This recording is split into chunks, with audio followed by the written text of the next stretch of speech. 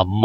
ఈ సృష్టిలో రూపంతో పాటు ప్రాణం ఉండి కనబడని శక్తులు కలిగిన కనిపించే దైవం ఎవరైనా ఉన్నారు అంటే అది కేవలం మాతృమూర్తి మాత్రమే. ఒక తల్లి తన బిడ్డను నవమాసాలు మోసి తన ప్రాణాలను సైతం లెక్క చేయకుండా బిడ్డకు ప్రాణాలు పోస్తుంది. ఇలా ప్రాణాలతో బయటకు వచ్చిన తన బిడ్డ ఎదుగుదలలో ఎన్నో ఆటుపోట్లు, మరెన్నో అవరోధాలు, ఇవేవి కూడా లెక్క చేయకుండా తన బిడ్డను గెలిపించడానికి ఆ తల్లి పడే ఆరాటం అంత ఇంత కాదు. ఇంట్లో ఒక తల్లిగా ఆలనతో పాటు కూలి చేసి సంపాదించి ఒక కుటుంబాన్ని నడిపే పాలనతో కనిపించినప్పుడు మహిళ మాతృమూర్తిగా మారితే నిజంగానే శక్తులు ఉన్నాయా అని అనిపించక మానదు.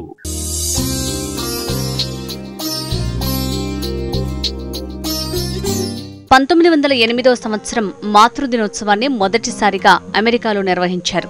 అమెరికాలోని అన్నా జార్విస్ అనే మహిళ తన తల్లి చేసిన సేవకు గుర్తుగా తన తల్లిని గౌరవిస్తూ ఓ కార్యక్రమాన్ని నిర్వహించారు.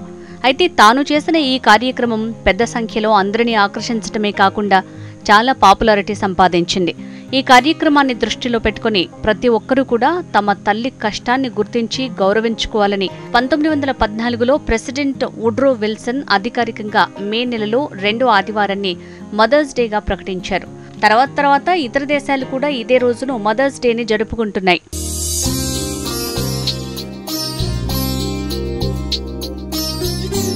అమ్మ గొప్పతనాన్ని ఈ రోజు గుర్తు చేసుకుంటూ తనకు నచ్చినట్లుగా గడిపే క్షణాలను తనకు అందించాలి. తన ప్రేమకు గుర్తుగా మీరు మీ అమ్మగారికి విషెస్ చెప్పాలి.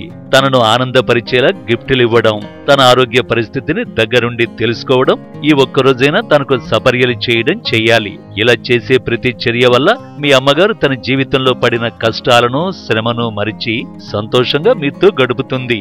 జీవితంలో ఏ ఆశ లేని జీవి ఎవరైనా ఉన్నారు అంటే అది కేవలం అమ్మ మాత్రమే. కాబట్టి ఈ అవకాశాన్ని వదులుకోకండి.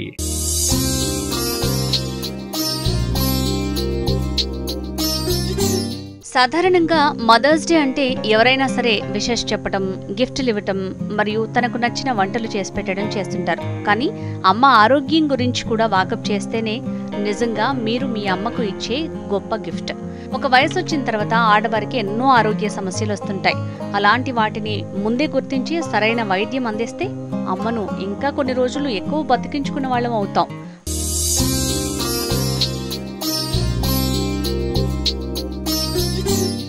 గత దశాబ్ద కాలంగా భారతదేశంలో రొమ్ము క్యాన్సర్ కేసులు పెరిగిపోతున్నాయి. గ్లోబోకాన్ సర్వే 2020 ప్రకారం ప్రతి 4 నిమిషాలకు ఒక భారతీయ మహిళ రొమ్ము క్యాన్సర్ ఉన్నట్టు నిర్ధారణ అవుతోంది. కాబట్టి దీన్ని ముందే గుర్తించడానికి ఏదైనా ఆంకాలజిస్ట్ దగ్గర చూయించి స్క్రీనింగ్, సోనో మ్యామోగ్రఫీ వంటి పరీక్షలు చేయించాలి. రొమ్ము క్యాన్సర్ తర్వాత ఆసియా మొత్తంలోకెల్లా భారత్లో ఎక్కువ క్యాన్సర్ కేసులంటే గర్భాశయ ముఖద్వార క్యాన్సర్ కేసులే ఎక్కువ. కాబట్టి దీన్ని ముందుగానే గుర్తించాలంటే పాప్ స్మియర్ అని పిలువబడే పరీక్ష చేయించడం ద్వారా ఈ గర్భాశయ ముఖద్వార క్యాన్సర్ రాకుండా చూసుకోవచ్చు.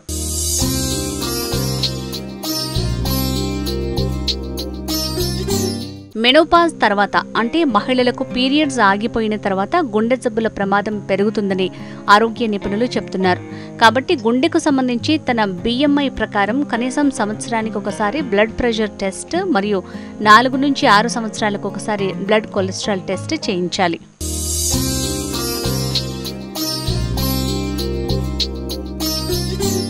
ఆస్టియోపోరోసిస్ అంటే బోలు ఎముకల వ్యాధి. ఇది కూడా మహిళలకు పీరియడ్స్ ఆగిపోయిన తర్వాత వస్తుంది.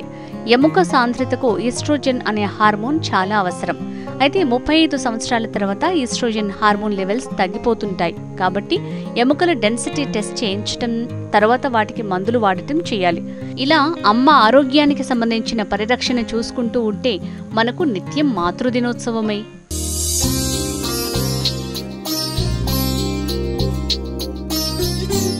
ఆ అమ్మ అనే పదానికి, ఆ ఆలనా పాలనా విధానానికి తల్లిని కళ్లలో పెట్టి చూసుకోవలసిన బాధ్యత ఆ సంతానానిది.